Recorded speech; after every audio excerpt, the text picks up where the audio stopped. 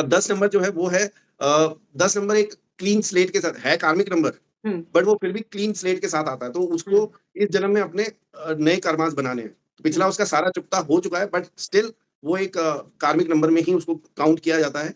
तो उनका डेब्ट्स कुछ नहीं है, बट स्टिल वो कहीं ना कहीं रिलैक्स नहीं हो पाते अपनी लाइफ में। ठीक है, तो उनको रिलैक्सेशन, उनको अपने लिए अपने रिलैक्स टाइम निकालना चाहिए। अगर आप देखोगे 10 नंबर वाले वो कहीं ना कहीं आपको परेशान दिखेंगे, थोड़ा बहुत मतलब मेंटल रेस्टलेस रहते हैं।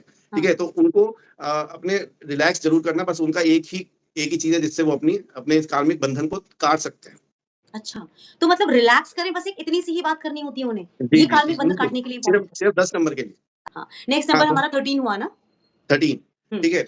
अब 13 नंबर, अब आपने सुना होगा 13 नंबर को बहुत जगह पे अनलकी बोलते हैं।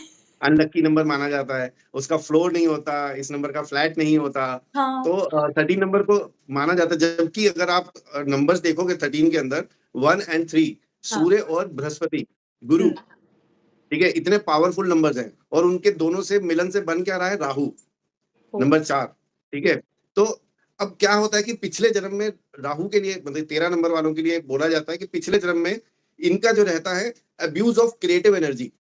अच्छा। इन्होंने चाहे अपनी क्रिएटिव एनर्जी या किसी और की क्रिएटिव एनर्जी को रोका होता है।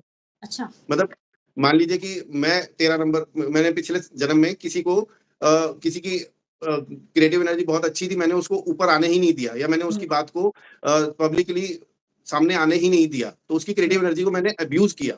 तो इस जन्म में जब मैं अगर गुरु का काम कर रहा हूँ, मतलब एक तरीके से हम इसको गुरु का काम मानते हैं, प्रीचिंग करना, टीचिंग करना। तो जब हम अब क्रिएटिव एनर्जी मेरे को भी कहीं ना कहीं, मेरी क्रिएटिव एनर्जी को भी रोका गया, इस जन्म में मुझे रोका गया है, और मेरे को उस चीज को बहुत पेशेंटली हैंडल करना। अच्छा।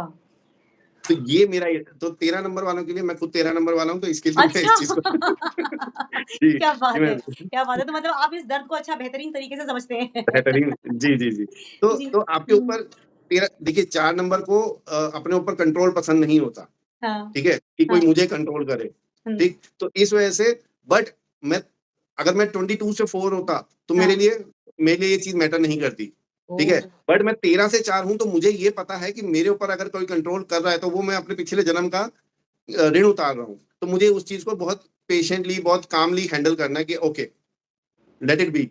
क्योंकि अगर इस जन्म में मैंने उस चीज को एग्रेसिवली बिहेव किया, या मैंने उस चीज को नकारा, तो फिर मेरे को एक और जन्म लेना पड़ेगा ओहो! अपनी क्रिएटिव एनर्जी को तो जो पिछला ऋण है उसको उतारने के लिए मुझे एक और जन्म में आना पड़ेगा।